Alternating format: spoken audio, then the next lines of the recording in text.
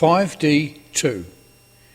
It is not fact that souls are now created by God pure and holy, that is, as Adam's soul was created, with original righteousness and purity, with a propensity to that which is good, and with power to do it.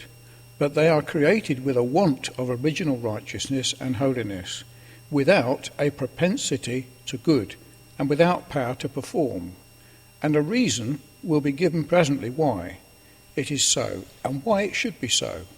And such a creation may be conceived of without any imputation of unrighteousness to God, and without making him the author of sin.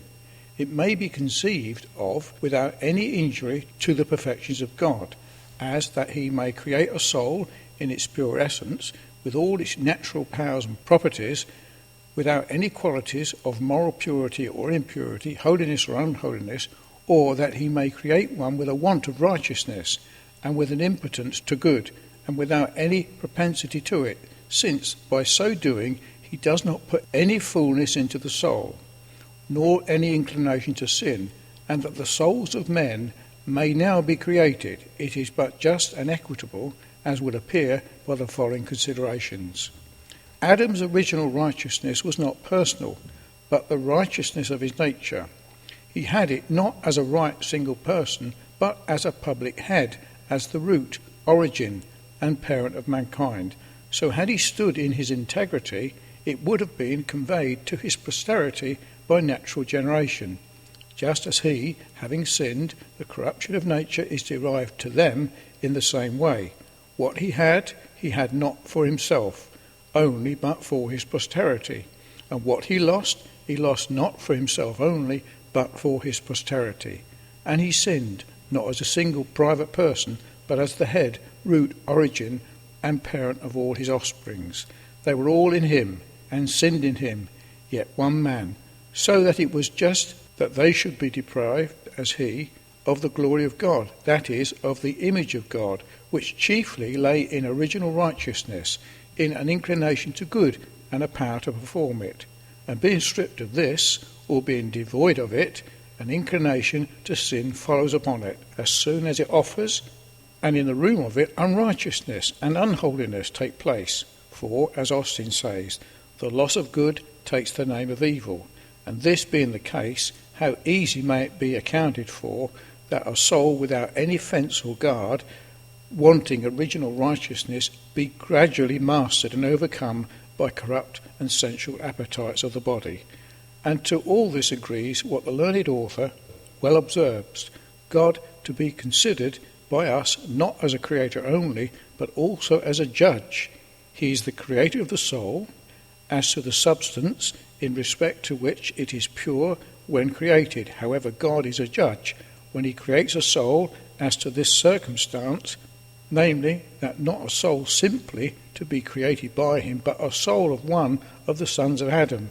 In this respect it is just with him to desert the soul as to his own image lost in Adam, from which desertion follows a want of original righteousness, and from which want original sin itself propagated. From which want original sin itself is propagated. Should it be said that though the justice and holiness of God are cleared from all imputation in this way of considering things, yet it does not seem so agreeable to the goodness and kindness of God to create such a soul, and unite it to a body in the plight and condition before described, since the natural consequences of it seems to be unavoidable, the moral pollution of them both. To which may be replied that God, in this process, according to original law of nature fixed by himself, and which, according to the invariable course of things, appears to be this with respect to the propagation of mankind, that when matter generated is prepared for the reception of the soul, as soon as the preparation is finished, the very instant a soul is created and ready at hand to be united to it, and it is now the law for the propagation of mankind by natural generation, was given to Adam in the state of innocence, and as soon as created, increase and multiply. He, after this, corrupted and defiled the whole human frame of his nature, and that of his posterity. It is reasonable now that because man has departed from his obedience to the law of God, that God should depart from his original law respecting man's generation. It is not reasonable he should, nor does he, nor will he depart from it. This appears from cases in which, if in any, he could be thought to do so, as in the case of insanity, which infects a man's blood and family, and becomes a family disorder. And yet, to put a stop to this, God does not depart from the order of things fixed by him. And so in the case of such who are unlawfully begotten in adultery and fornication, when what is generated is fit to receive a soul, there is one prepared and united to it, and sometimes in this way God brings into the world some that belong to the election of grace. And one of our Lord's ancestors came into the world this way. Genesis 38 verse 29, Matthew 1 verse 3. What if Adam eats the forbidden fruit, and men drink water out of another cistern, stolen waters, which are sweet to them, and thereby transgress the law of God? Must he forsake his own stated law and order of things? No, nature itself does not do so. A man steals a quantity of wheat and sows it in his field.